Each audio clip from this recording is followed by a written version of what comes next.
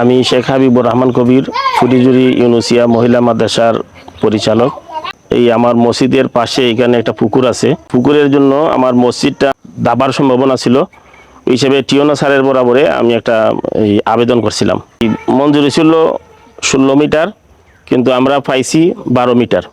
তাও কাজটা খুবই নড়ে বড়ে, এবং এই এখনই আপনারা দেখতে পাবেন যে এই যে কাজগুলা এখনই ফাটা ধরছে, এবং যে কোনো মুহূর্তে আসলে ওইদিকে মানে ডলিয়া পড়ার সম্ভাবনা আছে।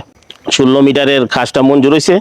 এই আমাদের 16 মিটার কাজটা যাতে সঠিকভাবে হয়, এটি আমাদের মাদ্রাসার পক্ষ থেকে দাবি।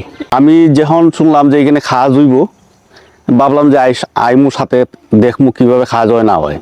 ঘর থেকে বারো আইয়া দিকে যে এই খাজ শেষ এই যে দেখেন আপনার খাজের গুণগত মান এত খারাপ, জীবনে যে কাজ করছে না এইগুলা রাজমিস্ত্রি কাজ যে জীবনে করছে না, এ করলো আরো ভালো হইব। উপরে দিয়ে শুধু খালি গ্যারাডিন দিছে, গ্যারাডিন দিয়া বুঝাইয়া দিয়া গেছে গিয়া ছবি উঠাইয়া, কিন্তু এখন ওই প্রত্যেকটা জায়গায় জায়গায় যে ফাটল ধরছে, আর ওই জায়গা থেকে এখান ব্যান্ড হয়ে গেছে গিয়া, সোজা নাই।